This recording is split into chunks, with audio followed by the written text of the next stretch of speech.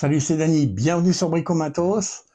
Aujourd'hui, on va encore parler de mesures, mais ça sera juste après l'intro. La société Sigman, vous vous rappelez, ils m'avaient envoyé des niveaux laser plutôt qualitatifs et il y a quelques jours, ils m'ont proposé de tester un télémètre laser double faisceau, un peu comme celui que je vous ai présenté il n'y a pas longtemps là. Alors, je vous avoue que sur le coup, je me suis dit, encore un télémètre laser, ouais.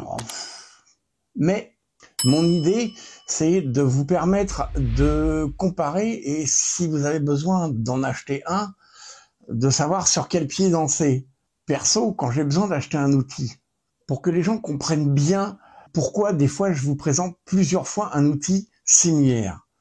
Je me mets toujours à la place de celui qui doit acheter un outil. Je me dis, tiens, j'ai besoin d'un télémètre laser. Sachant qu'à la base, je suis pas spécialiste dans le télémètre laser, ni dans plein d'autres trucs d'ailleurs. Quand tu sais pas, tu sais pas. Donc l'idée, c'est de pouvoir trouver YouTube sur ce que tu veux, des infos qui vont te guider dans l'achat d'un outil. C'est pas parce qu'il y a une grande marque reconnue dessus qu'il va être meilleur dans l'absolu. Donc l'idée, c'est d'essayer de comparer ceux qui produisent ce genre d'outils et de se dire, voilà, celui-là, il a tel avantage, tel autre a tel autre avantage.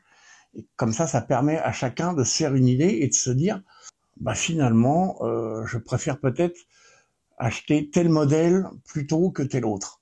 Voilà, c'est un peu comme un guide d'achat. Donc voilà, maintenant que cette parenthèse est refermée, on va pouvoir parler de l'outil que je vous propose. Regardez ça. Alors, il s'appelle le CD60 pour une bonne raison. Mais d'abord, on va ouvrir la belle boîte et comme habituellement chez Sigman, dans la boîte, il y a une pochette super qualitative. Vraiment, très bonne pochette. Par contre, sur celui-là, il y a un passant, mais vous voyez, j'ai du mal à passer la main dedans, hein, c'est un peu radin sur la sangle. Alors, à l'intérieur, on a l'appareil, hop, qui est livré avec la dragonne tout de suite montée, un cordon USB, et on va regarder si c'est un cordon de 50 cm, façon un peu radin, ou est-ce qu'ils ont poussé le vis jusqu'à mettre 1 mètre. Oh, il y a 1 mètre. Oh, dites donc, il y a 1 mètre de cordon USB-C pour la charge. Et on a une petite dock. Petite, non, on va être réaliste, elle n'est pas petite, elle est très bien. Elle est en 6 langues, voyez. Anglais, allemand, français, italien, espagnol, chinois. Français, page 33 à 48. Voilà.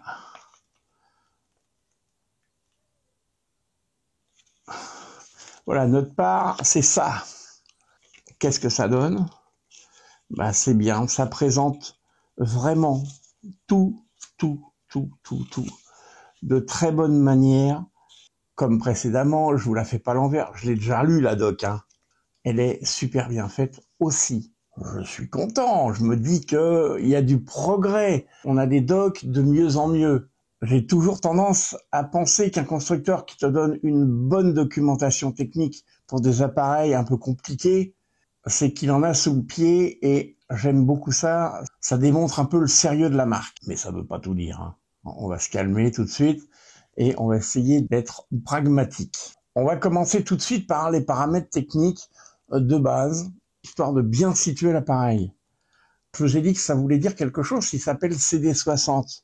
Parce que, effectivement, je vous montre le détail, faisceau 1, faisceau 2. Donc, c'est un double faisceau et il est capable de mesurer sur chaque faisceau à 60 mètres, d'où le CD60. Désolé, j'ai pas de bâtiment de 120 mètres de long pour vérifier cette mesure. En intérieur, parce que une fois de plus, ce genre de faisceau, c'est du faisceau rouge, c'est pas fait pour aller bosser dehors en plein jour.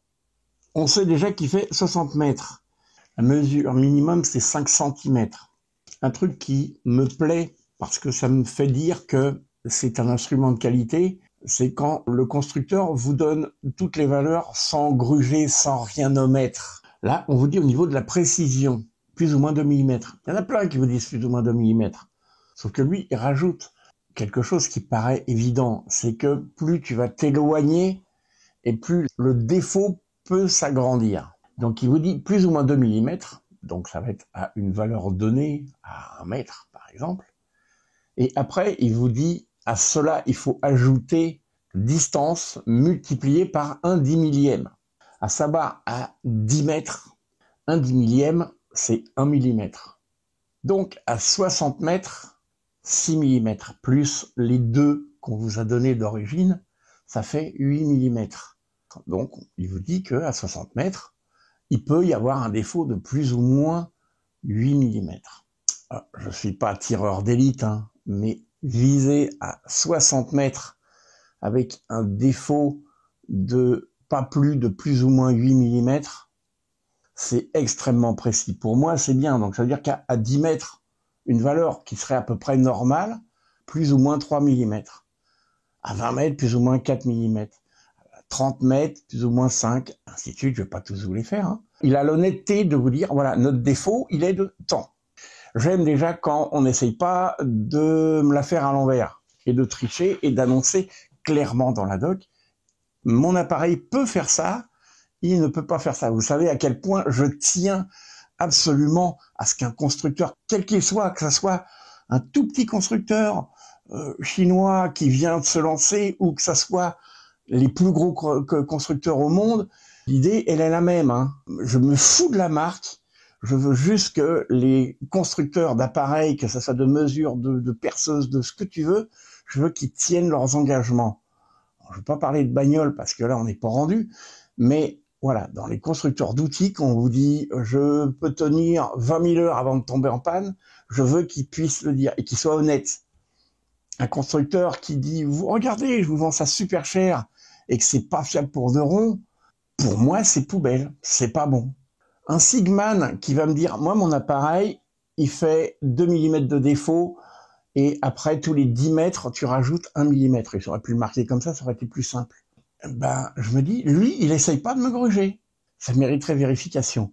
Mais pour arriver à vérifier ça, c'est très, très compliqué parce que pour pouvoir vérifier une mesure, il faut avoir ce qu'on appelle un étalon. Un appareil dont on est absolument certain qu'il est pile poil à 100%. Donc, on va dire qu'on va avoir tendance à le croire sur parole. Mais après, la meilleure solution, ce serait de le comparer avec des outils pro que malheureusement, je n'ai pas. Donc, je vais devoir, tant bien que mal, faire confiance au constructeur en me basant juste sur le fait qu'il m'annonce clairement le niveau de son défaut. On a une plage d'inclinaison de plus ou moins 90 degrés. C'est un laser de classe 2 inférieur à 1 mW donc, avec une longueur d'onde de 630 à 670 nanomètres. Ça, c'est pour pouvoir calibrer les lunettes quand on veut utiliser des lunettes avec le laser. L'arrêt automatique du laser, c'est 20 secondes.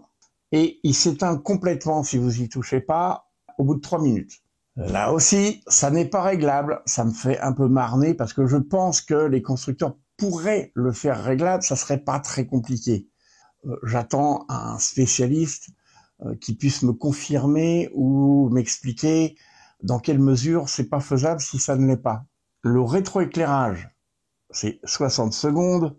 La batterie, c'est une 850 mAh, c'est une lithium-ion. Le port de chargement, c'est 5 volts. 750 mA. Alors attention, je tiens à le préciser. Quand un constructeur vous donne une puissance de charge comme ça veut dire que, attention, le port de charge n'est peut-être pas protégé suffisamment contre les surintensités. Ça m'est arrivé de cramer, vous voyez, les petits micros comme ça. Alors pas celui-là, parce que celui-là, il se charge dans sa boîte. Mais il y en a qu'il faut charger avec un cordon USB, et ça m'est arrivé de le mettre sur mon superchargeur 65 watts. Il a pas aimé, Il a cramé direct. Pourquoi? Parce que c'est un truc qui est fait pour être chargé avec un petit, vous voyez, les anciens trucs de téléphone, les premiers, parce que maintenant, on vous file les 60 watts. Attention à la puissance des chargeurs dans certains cas. S'il n'y a rien qui freine le courant en entrée, le courant de charge va être trop important. Votre truc, il va cramer parce que il y aura eu trop de courant de charge. Donc, si on vous dit 750 mA, c'est 750 mA. Donc, vous prenez un vieux chargeur de téléphone et vous utilisez ça pour le charger. Pas de chargeur quick charge, machin, vous oubliez complètement, sinon vous risquez de cramer l'appareil. Alors ça, pour moi, c'est un défaut. Je pense que le constructeur devrait intégrer absolument des sécurités. Surcharge, quitte à payer l'appareil 1 € de plus, parce que ça va à peu près ce que ça va coûter. Il devrait y avoir un message alerte qui vous dit surcharge ou courant de charge trop important et qui bloque. Ça serait une option absolument primordiale. On parle d'un appareil qui coûte quand même un certain prix. Alors maintenant, on va rentrer dans la bête. Alors, présentation de l'appareil. Déjà, comme vous pouvez le constater, on a un corps, vous ne le voyez pas, mais on a un corps qui est complètement métallique. C'est un profilé en aluminium. Les deux extrémités, là et là, sont en plastique. On a une protection sur l'arrière, là, qui devrait être enlevable. Un petit truc, moi je vais la laisser pour l'instant. Le port de charge USB est là, non protégé. Bon, moi ça m'embête un petit peu, parce que je me dis qu'il peut y avoir accumulation de cochonneries dedans. Ranger précautionneusement tout le temps l'appareil dans la boîte, parce que ça sent pas bon. Si un jour vous faites une évolution Sigman, trouvez le moyen de mettre un volet coulissant qui vient protéger la prise USB.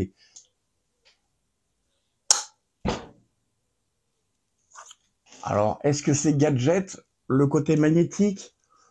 Peut-être ou pas. Si ça vous permet de le placer sur un rail à placo, par exemple, c'est intéressant.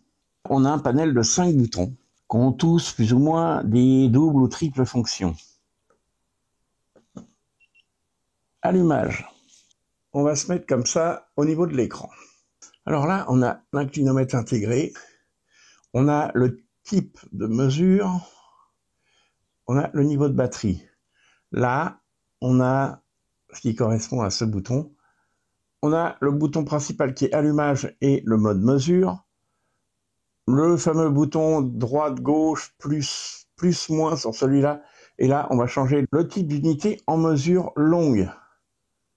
Ouais, on est en mètres avec une précision à 3 chiffres après la virgule. Énorme. En mètres avec 2 chiffres après la virgule.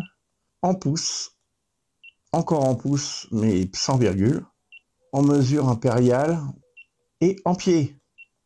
Quand on est en appui simple. Vous voyez, on part du haut du fût et on mesure par le faisceau arrière. La même, mais arrière du fût avec le faisceau avant. Devant du fût avec le faisceau avant. Et les deux côtés. Là, on a le mode menu, fonction, ça s'appelle. Droite-gauche avec, vous voyez, les deux petites flèches droite-gauche. Donc là, on est en mode mesure normale. Là, on a toutes les mesures pythagoriciennes, mesure de surface, mesure de volume. C'est un appareil de base.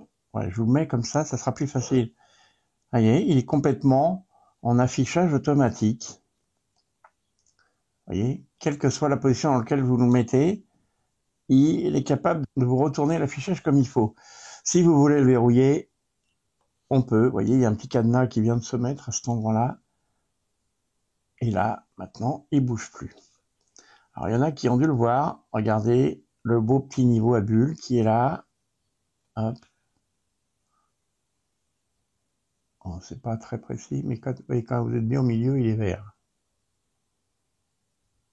Indépendamment de l'inclinomètre, il me dit que je suis de niveau, alors que l'inclinomètre me dit 37 degrés, parce que c'est l'inclinaison dans ce sens-là.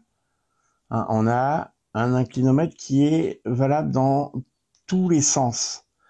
On est bien d'accord. Le niveau à bulle, lui, n'est valable que dans un sens. Vous voyez, je le mets comme ça, je le pose bien sur le bureau. On est à plat. Je rappuie un peu dessus. Là, dès que je vais le pencher, il va pas être content. On n'est vraiment pas du tout de niveau. Tac, on revient de niveau. Je suis enchanté de savoir que mon bureau est de niveau. Ici, vous voyez clairement qu'on est en mode de mesure classique. Une mesure, on va dire, directe.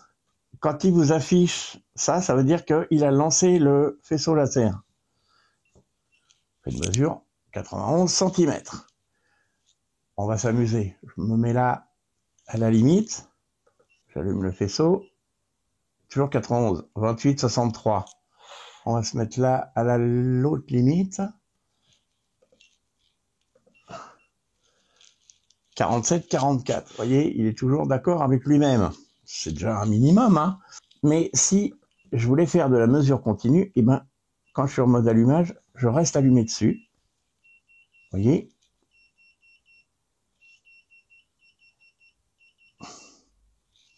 3,06 m.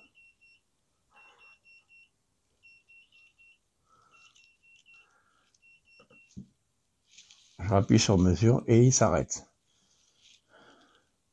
Il vous donne une valeur maximum, une valeur minimum. Là, sur la fichure, il vous l'a marqué que c'était une mesure en alternative. Alors que quand je fais une mesure simple, il vous met que c'est une mesure simple. On se met en position pour faire une mesure. Tac, on prend une mesure. On le déplace, on va faire une autre mesure. Puis tiens, je vais en faire une troisième, si ça veut. Voilà. Maintenant, je veux afficher les mesures que j'ai faites. Il faut que j'aille dans Record. Appuie long. Et là, vous voyez, je peux afficher toutes mes mesures. Si j'ai besoin d'en effacer une, la 2,94, je n'en veux plus. Je fais une fois clear. Je me remets dans Record. Vous voyez, j'ai plus que les 1,74 et les 91. Si je fais un appui long sur clear, il va faire bip bip et il va m'effacer toutes les valeurs. Et là, quand j'appuie sur Record, j'ai plus rien enregistré.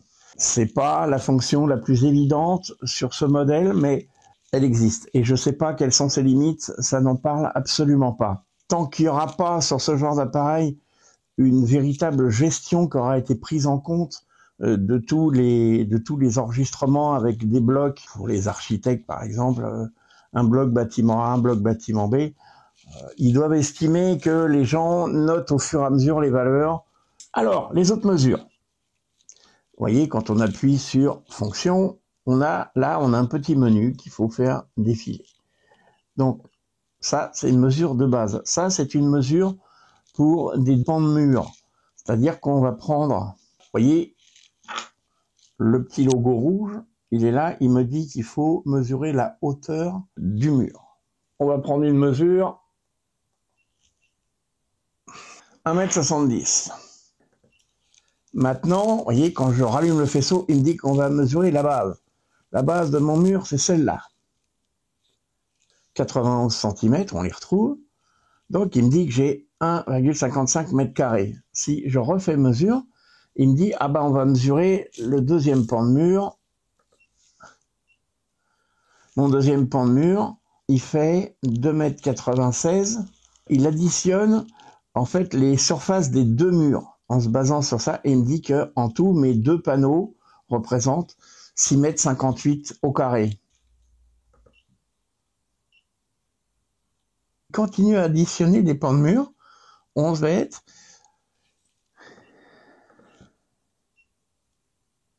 Alors, cette fonction, vous voyez, au fur et à mesure, il va additionner des pans de mur.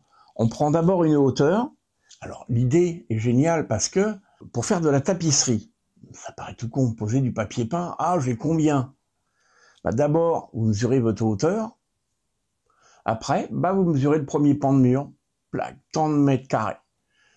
Vous mesurez le deuxième pan de mur, par tant de mètres carrés, et il additionne au fur et à mesure votre troisième, votre quatrième, autant de pans de mur que vous avez à faire, et à la fin, vous avez le résultat, là, 16,64 m. Bon, c'est un truc bidon, mais j'ai 16,64 m² de papier peint à acheter, ou de peinture à faire. Ça vous permet de savoir combien de matériaux il vous faut acheter.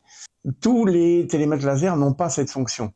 J'aime bien parce que ça vous fait une addition automatique. Hein, c'est plus rapide. On va gagner du temps plutôt que de savoir que vous avez un panneau de tant de mètres carrés, un autre panneau de tant de mètres carrés, et de faire le calcul vous-même. Il le fait pour vous. c'est le côté pratique. On va effacer, vous voyez, une petite pression, il efface toujours la dernière mesure en cours. Allez, on va se mettre déjà dans le bon sens pour que vous voyez aussi bien que moi. On va aller dans les fonctions. Bon, allez, on va d'abord aller de l'autre côté.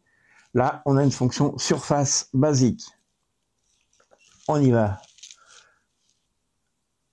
La largeur, allez, là, et il vous marque qu'il est en mode allumage.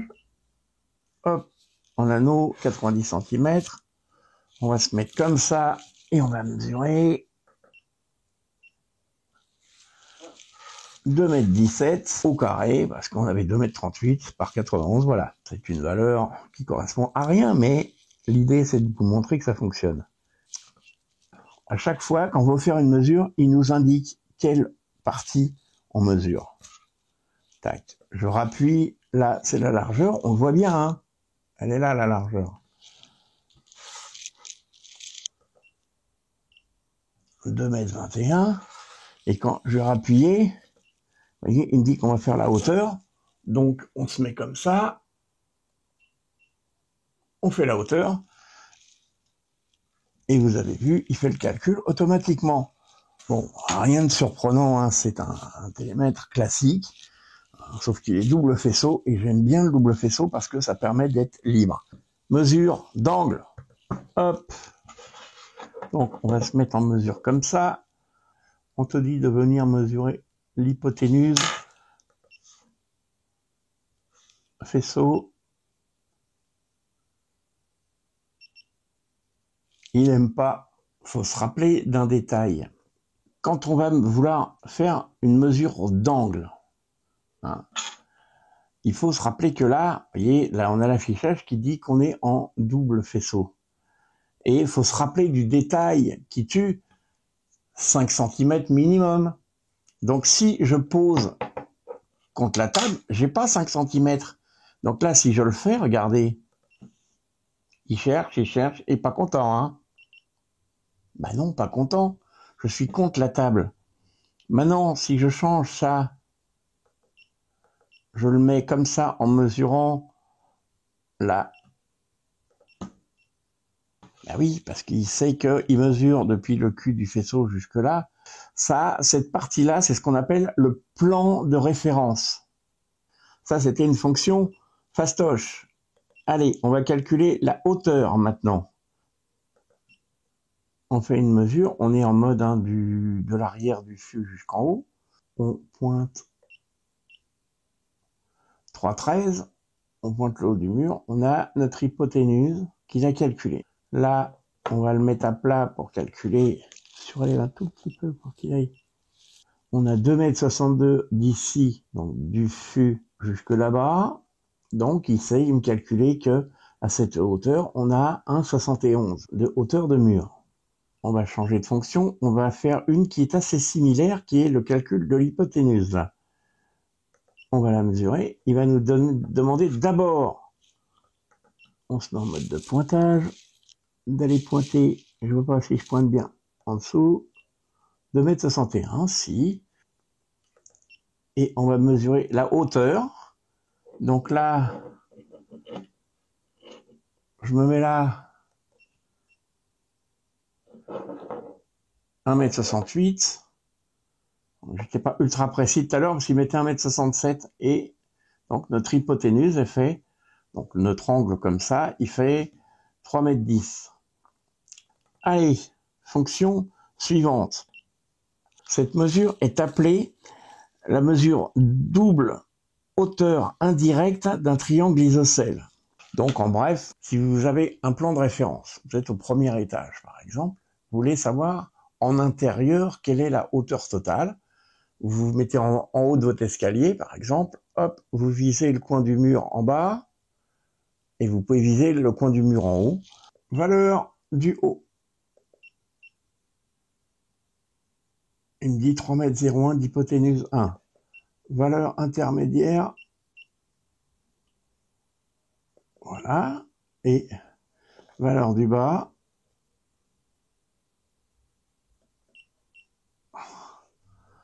2,30 m. Alors c'est un peu faux parce que j'arrive pas à bien voir la hauteur totale. Mais bon, on n'est pas à 2,30, on devrait être un peu plus haut, mais j'étais au-dessus de la plainte. Fonction suivante, ce que je pourrais appeler la fonction lucarne. Allez, on y va. Voilà, j'ai, on va dire, une fenêtre qui est à hauteur sur un pan de mur. D'abord, il va nous demander d'aller pointer la lucarne en haut. Après, il va nous demander de pointer le bas de la lucarne. Et en dernier lieu, il va nous demander de pointer le mur en bas. Au ras de votre plan de référence, on va dire que c'est le sol. Comme ça, lui, par rapport à la distance qu'il a par rapport au sol, il va être capable, avec les deux premières valeurs, de déterminer la troisième.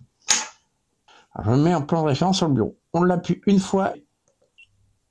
Je prends une mesure de référence. Toc. 2,29. Je prends une deuxième mesure de référence. Tac. Et je vais prendre une troisième mesure de référence. Je me mets dans le bon axe.